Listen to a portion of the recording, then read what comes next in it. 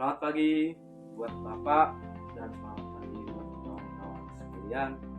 Kami dari kelompok hukum organisasi dan arsitektur komputer. Kami membawakan judul teknologi sebagai alat penyebaran informasi palsu atau hoax, ujaran kebencian dan kebohongan. Kita patut mengucapkan rasa syukur kita kepada Tuhan Yang Maha Esa karena masih diberi kesehatan dan umur yang panjang hingga saat ini. Saya anggota kelompok yang bernama Kecap Pianisnya Logo dengan NIM 2333030300237 kelas TI bagi A, dan dengan teman saya. Perkenalkan, nama saya Alex Fernando Aritonang dengan NIM 233303030219 dengan teman saya. Kedua, nama saya Raden Mas Wijaya dengan NIM 233030221. Saya dengan Rado Kardo Maringga dengan NIM 233303030234. Nah, di sini kami akan mempresentasikan hasil diskusi kami. Yang pertama yaitu pengertian. Hoax yaitu informasi yang dibuat atau direkayasa untuk menutupi informasi yang sebenarnya. Dengan kata lain, hoax juga diartikan sebagai pemutarbalikan fakta menggunakan informasi yang meyakinkan. Kedua, pro kontra perkembangan teknologi. Perkembangan teknologi tidak hanya berupa memberikan dampak positif saja, namun juga memberikan dampak negatif. Dampak negatif ini menyebabkan beberapa tindak pidana seperti pencemaran nama baik, ujaran kebencian, dan lain sebagainya. Oke, selanjutnya dilanjutkan oleh saya. Berikutnya ada ciri-ciri berita hoax. Yang pertama, ada sumber berita kurang bisa dipercaya. Yang kedua, foto dan video dalam berita tersebut merupakan rekayasa atau foto tidak sesuai dengan berita. Dan yang ketiga, biasanya mengandung unsur politik atau sara yang disebut dengan suku, agama, dan ras. Berikutnya, menggunakan kalimat-kalimat provokatif. Yang terakhir, sering juga mendapat komentar negatif, namun di sisi lain juga ada yang percaya berita tersebut. Nah, materi selanjutnya dilanjutkan oleh teman saya. Selanjutnya ada hoax. Dapat kita ketahui sebab berita hoax ini terjadi dikarenakan banyak hal ya. Pertama, bisa jadi dari niat jahat, manipulasi, hubungan perhatian, tentang penyebaran informasi. Itu dapat menyebabkan penyebaran berita hoax. Ya, dampak terjadinya penyebaran hoax. Berita hoax biasanya dibuat demi tujuan keuntungan pribadi. Berita hoax sama dengan fitnah, hanya skala serta dampaknya jauh lebih besar dan luas. Karena biasanya menyangkut seorang tokoh besar, organisasi, bahkan kelompok ataupun golongan tertentu. Berita hoax menjadi salah satu pemicu munculnya perselisihan, keributan, juga menyebarkan kebencian. Dalam beberapa kasus, bahkan bisa menyebabkan sebuah negara hancur. Nah, selanjutnya akan dijelaskan oleh materi. Baiklah, saya jelaskan cara mencegah berita hoax. Yang pertama yaitu perhatikan judul informasi. Yang kedua, lihat sumber berita. Ketiga, periksa foto dan video. Yang keempat, kembangkan rasa penasaran setiap saat. Jangan langsung menyebarkan suatu berita tanpa mengecek kebenaran. Selanjutnya, berhati-hati dengan judul berita yang provokatif. Selanjutnya, konfirmasi keaslian alamat situs yang beredar.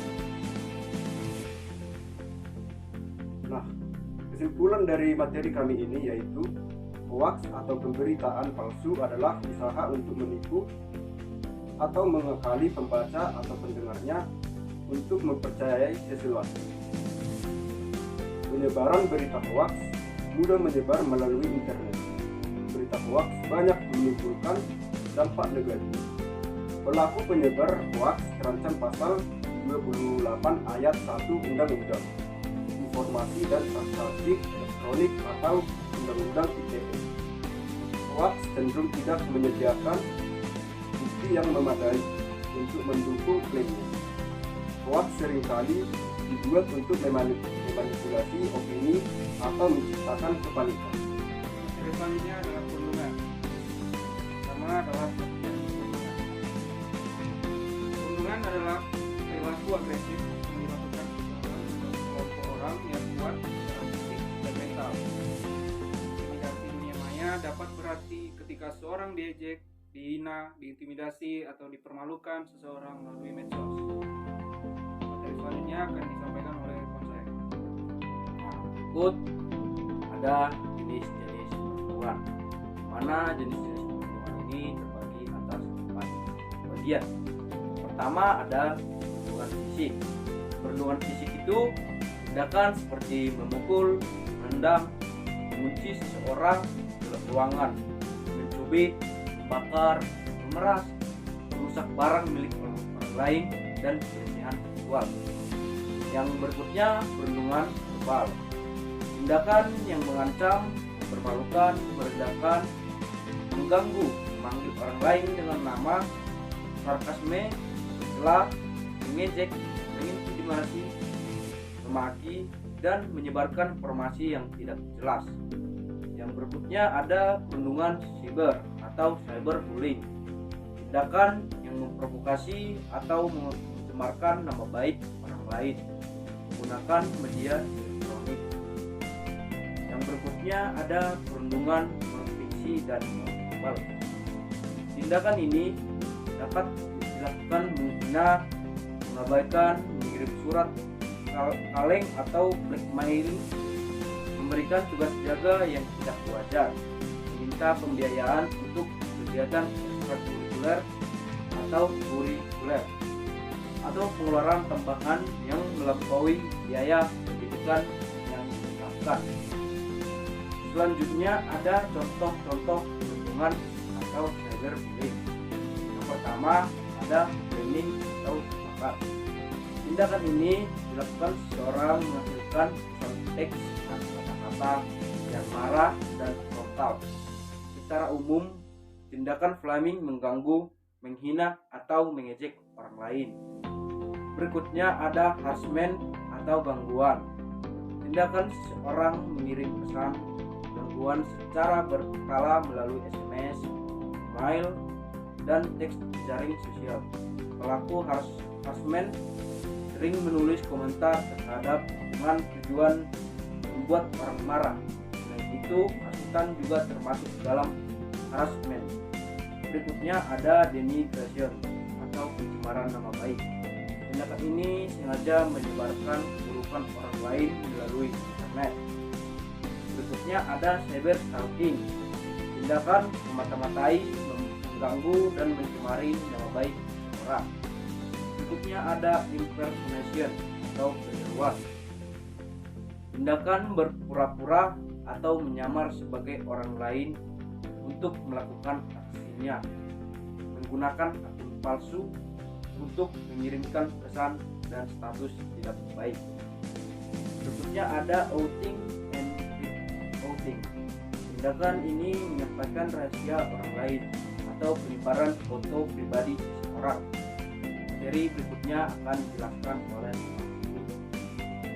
selanjutnya penyebab terjadinya perundungan, yaitu yang pertama faktor lingkungan, yang kedua pengaruh televisi dan media sosial, yang ketiga salah paham dan kurang pemahaman, yang keempat rasa ingin mengendalikan, yang kelima dorongan dari teman sebaya, yang keenam kurangnya pemahaman.